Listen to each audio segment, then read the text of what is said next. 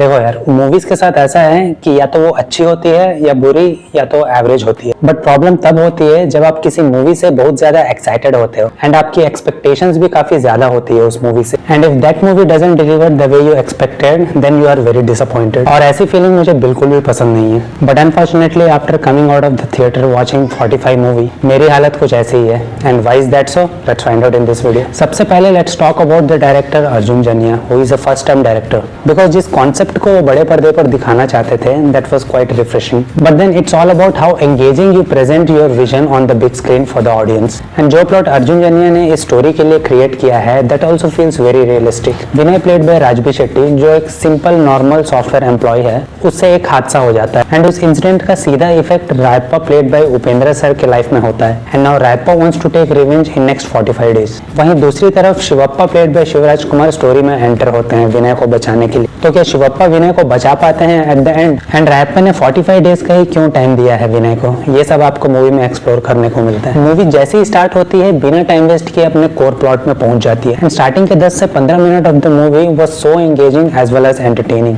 It builds a fair amount of curiosity around Upendra sir's character. The integration of mythology and Garuda Purana as a concept भी काफी अच्छा लगता है देखने में। बट जिस तरह से इन चीजों को इंटीग्रेट किया गया है स्क्रीन प्ले में, that I felt didn't work properly for the movie. जिससे होता है कि मूवी आपको सिर्फ पार्ट्स में ही अच्छी लगती है। मूवी इवन एक इंसान के लाइफ में आने वाले डिफरेंट इमोशंस एंड रिलेशनशिप्स को भी एक्सप्लोर करती है। बट फिर अचानक से romance gets more time in the narrative, which I felt was not that necessary for the core plot. But then throughout its run time of 2.5 years, movie आपको somehow entertainment देने में जरूर successful होती है। और वो इसलिए because of the integration of few great commercial elements in the movie. Shivanna और उपेंद्र सर का first face off in the movie was a treat to watch on the big screen. Movie के जिस मोमेंट पे वो सीन आता है और उस सीन तक पहुंचने के पहले का जो पूरा बिल्डअप होता है, that makes the whole sequence highly entertaining and stands out in the whole movie. Mass moments के लिए डायरेक्टर अर्जुन ने काफी क्लेवरली एंड ब्रिलियंटली शिवन्ना और उपेंद्र सर के कुछ क्लासिक मूवी सीन्स और डायलॉग्स को यूज किया है। अब आप में से पता नहीं कितने लोगों ने इस चीज को नोटिस किया है मूवी में। There are 2 such scenes in the movie, जहां पर एक सीन में शिवन्ना के मुंह से हमें उपेंद्र सर के क्लासिक मूवी उपेंद्र का एक डायलॉग सुनने को मिलता है। वही classic dialogue, I am the God, God is great. And ठीक उसी तरह उपेंद्र सर के मुंह से हमें शिवन्ना की क्लासिक मूवी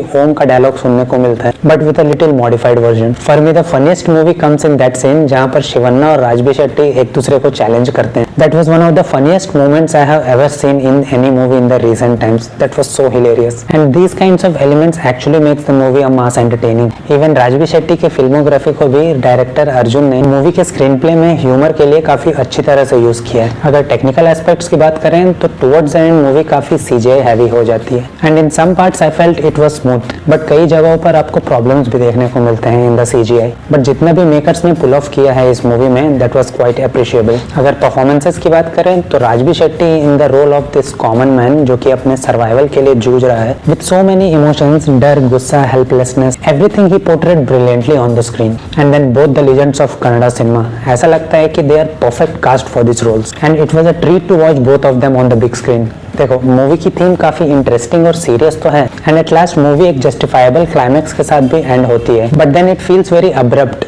आई मीन वो क्लाइमैक्स उतना ऑर्गेनिक फील नहीं होता। मूवी एक सीरियस टॉपिक को डील जरूर करती है, but it seems like the movie itself doesn't take it seriously. Movie आपको karma, ethics, morals, good versus evil, ये सारे थीम्स को टच करते हुए दिखती है and in a way that works as well. But then जैसे कि मूवी में एक कैरेक्टर कहता है दूसरे कैरेक्टर को that a message should be given with a mass entertainer, and in my opinion mass entertainer, yes, because I enjoyed it in the theatre. But क्या ये मूवी एक complete and well made mass entertainer है? It will be little hard for me to say that. So that's all in this video. और अगर आपने movie already देख ली है, please let me know what do you actually think about this movie, because हो सकता है कि आपका परसेप्शन थोड़ा अलग हो इस मूवी के लिए। So let me know in the comments and if you like this review please consider giving a thumbs up. और अगर आपको ऐसे ही डिटेल मूवीज रिव्यूज देखना पसंद है विदाउट एनी फिल्टर और any bias, then please consider subscribing the channel. See you in the next video. Till then take care, bye.